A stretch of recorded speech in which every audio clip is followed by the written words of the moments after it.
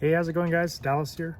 For today's video, we will be installing some seat jackers that we picked up off of Amazon. So we will see what the hype is all about. So yeah, we will be installing it on our 2023 Toyota Tundra. On the driver's side, I only bought one pair. So yeah, I mean, I'm not that tall. I'm about 5'10". But yeah, a lot of people give a lot of hype about it. So we will see what they are. For the beginning of this video, I will give you the original measurements of where the seat sits at, and then at the end of the video, after installation, I will show you the measurements when the seat jackers are installed. All right, folks, so this is my driver's seat, and as you can see, we don't have anything on our seat currently as for seat jackers, so we will get a rough estimate of exactly where our seat fits. Again, this is the 2023 Toyota Tundra Crew Max. All right, so we got our tape measure here, and we sit about just about 13 inches in height.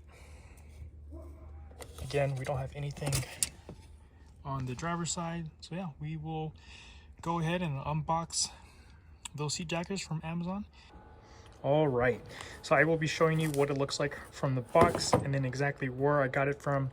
I got it off of Amazon under the OICC TBF storefront. Again, this is only one pair, so if you want it for your passenger side and your driver's side, you have to get two sets.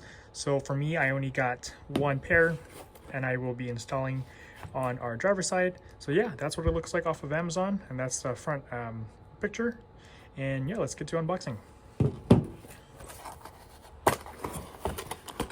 Alrighty, so they do include 4 extension bolts to replace those OEM ones, just because it is longer, or excuse me, higher where it sits. Yeah, first impressions, seems high quality. I believe it's in an aluminum metal.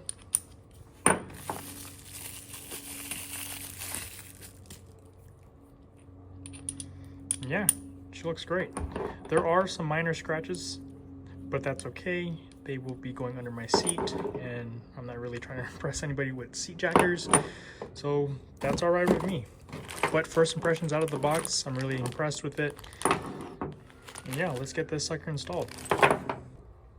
All right, so some tools that you will be needing for this installation is just your normal ratchet, and then a 16mm socket, and then also a T50, okay? So you may have to go out there and buy one of these, but that's what you'll need. Alrighty, so this is the driver's side. So you'll have to first remove this plastic tab.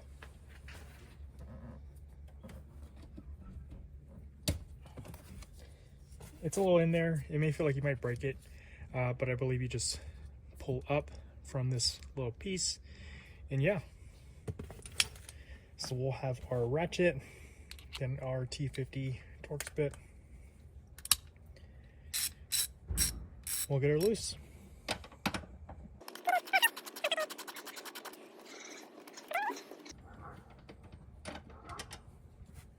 And voila, we got that bolt out.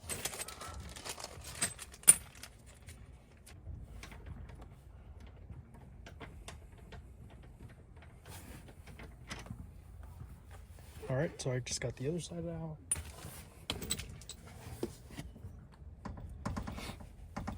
As you can see, having bolts out, it's a little loose. I believe we have to loosen the bolts in the back. Alright, so you do have to loosen the bolts in the back. So they are pretty much the opposite of where the front is. So we will go ahead and loosen those bolts from the rear, and yeah, I believe it is the same T50 Torx bit, so we'll go ahead and loosen that up. All right, So you only have to loosen them. You don't have to completely remove them. It's just so that the front of the seat has a lot more playroom.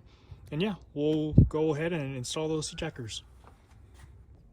Alrighty, now that the front bolts are removed and the rear bolts are loosened, just be careful when you are moving the seat back that you hold down the front over here and then slide your seat back so that you have a lot more playroom in the front. So now that the seat bolts are loose or removed, you'll have a lot more play right here. So now we can install our seat jackers. Okay, so as you can see, we have a lot of play in our seat. Again, guys, this is just a SR5 package, so I don't have a electric seats. So I just do have the pulling the seat forward and back right here. If you want to have the full height, you just put these two pieces together as so, and then put that in right here, and then the other bolt, which is the longest bolt, just goes right in there. Okay, but if the seat is too tall for you, for your liking, you can do either or. It's gotta fit that right through. And then I believe you can still either use the factory bolt that they gave you, or if you want to be safe, you can use the one that is provided. So that is the height difference. Or if that is not your liking, you can just use the one right here. Again, you just have to make sure everything is aligned before you get things situated and then in there as well. But for me, I will try them together and making sure that is angled with the seat and right there. All right, so before we get situated, we will get our bolt, the longest one, and have it right in there. And we want to make sure that is aligned. As you can see, that bolt is getting right in there.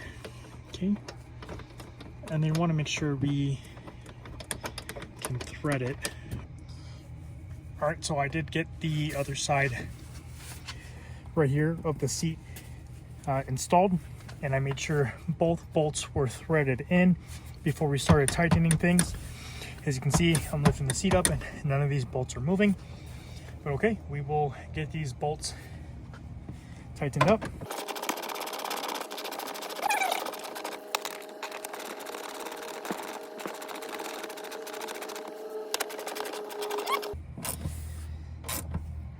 All right, you don't want to over tighten them before you strip the thread.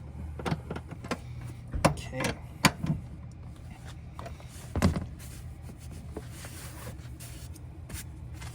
Yeah, so she's installed right now. We will go ahead and tighten the rear and then we'll be back.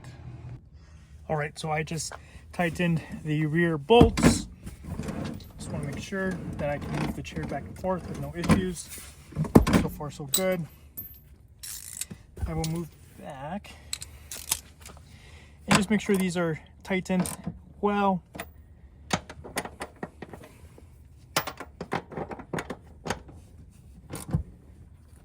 Sweet. Again, you don't want to over tighten these so you don't strip the thread. But overall, it's installed and we will get that last measurement. All right. So we will go ahead and measure where we were earlier. Okay. So right here we are at 13 inches and 3/4. From where we were, or I guess from the beginning, we were at 13 inches. So it gave us about 3/4 of an inch of height difference. All right, so we are going to be testing the seat out. I do feel a little of a difference, but just to show you, you can still move the seat forward and back with no hesitation at all, so which is nice. But overall, right now, sitting in it, I can definitely tell a height difference in the seat from the OEM setting, and overall I'm really happy and impressed with it. Yeah. All right, folks, so that is the finished product. Overall, I'm impressed. When I do sit inside the driver's seat, I really can tell a difference in height, and it's very comfortable. So I'm actually, really impressed and happy with the purchase. If you guys were wondering if you can still install back these plastic pieces or tabs, you can definitely do so, I believe.